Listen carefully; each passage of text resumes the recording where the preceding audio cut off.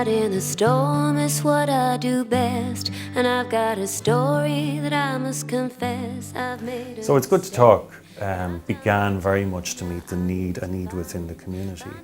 And it was and has done that absolutely over the years and continues to grow from strength to strength. It started in 2012 and a number of councillors established the organisation to meet the need, and it grew from there, you know, and has been really, really successful. Before I got in touch with this service, life had taken a lot of negative turns, and I'd been talking to a friend and they recommended coming to It's Good to Talk. I got into a lot of negative thought and a lot of negative thinking, and now today life isn't so negative. Each day it seems to get slightly a bit better. Not every day can be a good day, but I was having too many bad days and no good days. So now there's more good days, and there's more and more good days all the time. So it's been very positive, and I intend on keeping it going. Good to Talk for me was a way of dealing with issues that I was going through. I found it after an organisation closed down. And really it was just a way of dealing with what I was going through, like bullying, bereavement, different things, and it's just able to work out the issues in my own head, be able to understand what I was going through, and just kind of figure out the answers for myself. It's been fantastic to be part of something like this, especially having been here from the beginning. And there's a real sense of solidarity amongst the councillors, you know, that we're really contributing on an individual basis in people's lives and to the community as well.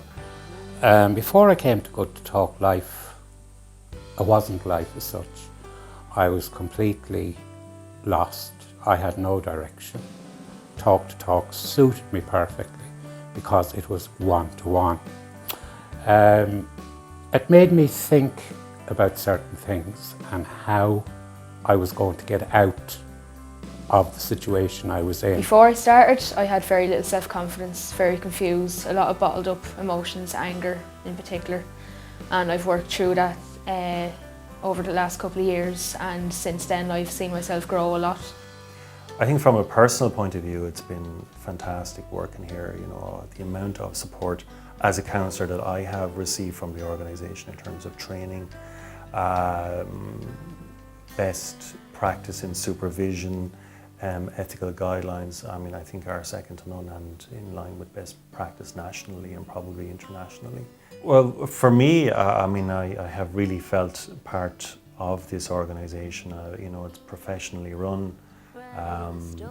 Best possible standards of ethical practice, and it's been a real pleasure and a privilege to have worked for It's Good to Talk, and hopefully I will do for the future. I was afraid, and it was only it was recommended to me, I wouldn't have ended up here. So if there's anybody who said, oh my God, I'm not going in there, what's it like? Just come ahead and you'll find out that they're very helpful. I'm more positive about me, starting to like me, and whereas before I didn't have a whole lot of time for me, but now, life isn't as bad as what it was yesterday. It's a really good way of figuring out the answers for yourself, and it's good with dealing with the emotions. It's just a way to be able to move on, and I think the only thing that ever really helped me was talking it through. So it's just the fact of going from being totally confused and mixed up, coming to Good to Talk, getting the counselling or the talk or the information that I needed, put me on the road. And that's how I got here and how I'm glad I got here. So, you know, it's been incredibly challenging to keep the service going. You know, funding, nothing happens without money. You know, people need to be paid, you know, bills need to be paid, equipment needs to be bought, so on and so forth. So that's why Friends of It's Good to Talk was established, because that need is there for funding, and it's been incredibly difficult. Just give it a shot, just ring up, have a little chat first of all, and even if that's all it is, that would be the first step. It's all about taking steps. friends of It's Good to Talk are fundamental, and you know, they are the cornerstone of the organisation in terms of funding just at the moment, and it shouldn't be that way, but that's what we've had to do in order to keep the show on the road. I'm now in a good place, I like to call it. I can see ahead of me. I know, well, I think I know what I'm doing, and hopefully I can achieve that.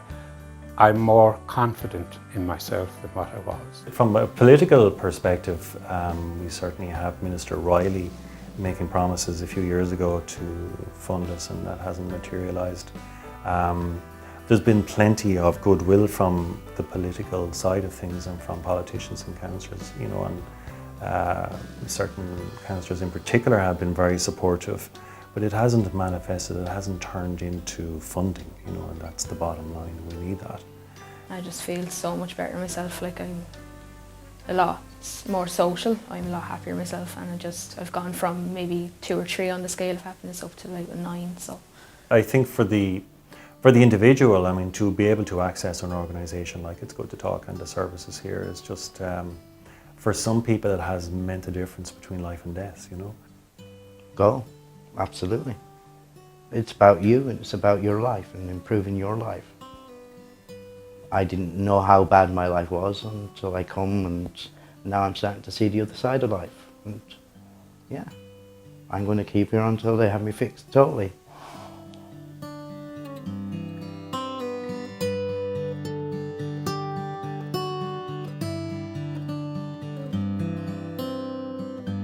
Riding the storm is what I do best, and I've got a story that I must confess. I've made a mistake and I've done my time. Now I need to find peace of mind. So take down these notes on what not to do, and I'll be as honest and true. When all I'm trying to do is find my